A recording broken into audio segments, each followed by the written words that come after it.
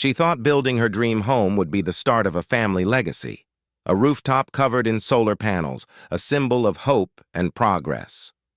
But before the first panel even touched the roof, the letters began. Cold, official, stamped with the seal of her neighborhood's power, the HOA. What began as simple concerns turned into threats, whispers, and something far more sinister, because not everyone wanted a black homeowner showing what change could look like. And when she refused to back down, it became bigger than one home. It became about who gets to belong and who gets silenced. What happens when a battle over sunlight exposes the shadows still left in our communities? Ava Johnson didn't stand out in Maple Ridge Estates. At least she hadn't planned to. She was an environmental scientist who'd spent years saving up for her first home, a quiet cul-de-sac where kids rode bikes and neighbors waved from manicured lawns. Her plan was simple: build a solar-powered haven, a small step toward a cleaner world. She greeted everyone with a smile, joined community cleanups, and believed kindness could bridge any difference. But under the charming surface, the neighborhood carried an unspoken order, an invisible line about who fit in and who didn't. The first hints came in polite tones. Subtle comments about keeping uniformity and property values. Ava brushed them off at first, choosing optimism over suspicion. Still, something in those smiles felt colder as her rooftop panels went up. Eyes lingered longer. Conversations hushed when she passed. What Ava didn't know was that her bright idea had become a spark, one that would ignite a battle that reached far beyond her block. At first, Ava thought the warnings were just noise. Neighbors had rules about mailbox colors and fence heights. Surely this was the same kind of fuss. But then came the first letter from the HOA. Remove the panels immediately or face fines. No mention of safety or code violations, just vague claims about aesthetic disruptions and community standards. She read it twice, her stomach twisting at how impersonal it felt, like a pre-written script meant for someone they'd rather not have around. Days later, a second notice arrived, then a third. The tone sharpened with each one, replacing politeness with threat. One morning, she found a folded flyer tucked under her doormat. Know your place. No signature. No explanation.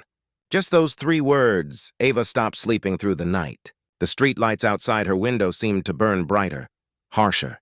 Every creak of the floorboards made her flinch. When she checked her email, there were anonymous messages telling her maybe she'd be happier back in her old neighborhood. The implication tore through her calm facade. It wasn't about solar panels anymore. It was about her. A black woman in a mostly white community daring to lead by example. She reached out for help, to the HOA board first, then the city. The answers were dismissive, polite but hollow, always circling back to community cohesion. Eventually, even the local police shrugged, calling it a civil matter. Meanwhile, someone began taking photos of her house. She'd find footprints near her garden. One morning, graffiti marked her fence. The hateful slur wasn't elaborate, but it landed like a punch. Her hands trembled when she scraped it clean, but her resolve hardened. She began documenting everything: letters, photos, timestamps. Through her professional network, she was introduced to an environmental lawyer named Marcus Reyes, someone known for challenging discriminatory policies wrapped in bureaucratic language. Together, they uncovered a disturbing truth. The HOA's rules were selectively enforced. Other homeowners had decorations, roof installations, even minor code violations that went ignored. But Ava's offense drew a campaign of intimidation. Marcus called it what it was: systemic bias hiding beneath paperwork. Soon, things escalated again. The HOA scheduled an emergency hearing about Ava's non-compliance, distributing flyers that framed her as a problem resident threatening the community's order. Cars slowed as she gardened. Conversations stopped when she stepped outside. The unease thickened until it wasn't just in her mind, it was in the air. On the evening before the hearing, Ava stood in her kitchen, staring out at the panels gleaming softly under the streetlight. They were supposed to catch sunlight, not judgment. She knew walking into that meeting would mean facing the people who saw her as an outsider. But something deeper fueled her now, an understanding that this wasn't just about a roof. It was about dignity, ownership, and who gets to define belonging. What Ava didn't realize was that the hearing wouldn't go the way anyone expected. The moment Marcus opened his case file, the fight for her home, and the truth underneath it, was about to explode in ways that would echo far beyond Maple Ridge Estates. The HOA hearing was packed. Neighbors who once waved now sat with crossed arms, their faces unreadable. The board members at the front shuffled papers like judges at a sentencing. Ava could feel the weight of every whisper gathering behind her. A projector lit up the room with photos of her roof, each image framed as evidence of violation. The absurdity might have been laughable if it didn't sting so sharply. Then Marcus stood, calm, deliberate, voice steady as he laid out the evidence, the selective enforcement, the threatening letters, the discriminatory language embedded in the HOA's correspondence. His words sliced through the silence like sunlight through a storm. Each exhibit he handed over wasn't just a document, it was a mirror showing the community its reflection. A murmur rolled through the crowd. One of the board members shifted uncomfortably, muttering about standards. Marcus countered, reading aloud an internal email Ava had never seen.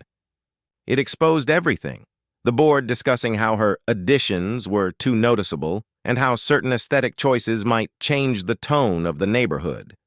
The coded racism was stripped bare. Ava's heart pounded.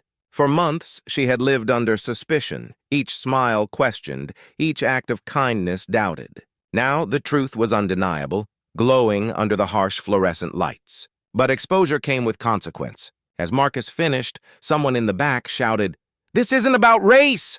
A desperate attempt to reclaim control. The words cracked the tension, but no one laughed. No one looked away.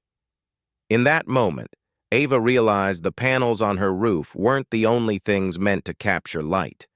She was, standing at the center of a neighborhood forced to see itself. The silence that followed was suffocating and electric, a silence that meant everything had changed, but nothing was guaranteed. The board called for a recess, but the damage was already done. Lines had been drawn, sides chosen.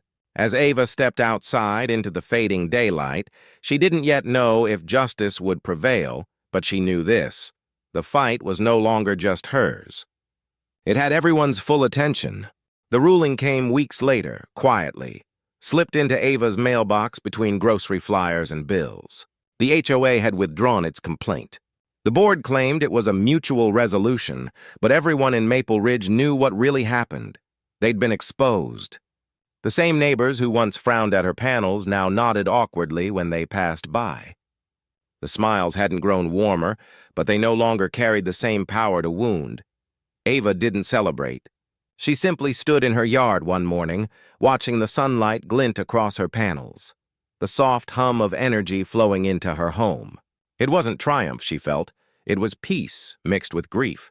Because for every battle like hers that reached the light, countless others were still buried in quiet neighborhoods, behind polite laws, under layers of coded language and complacency.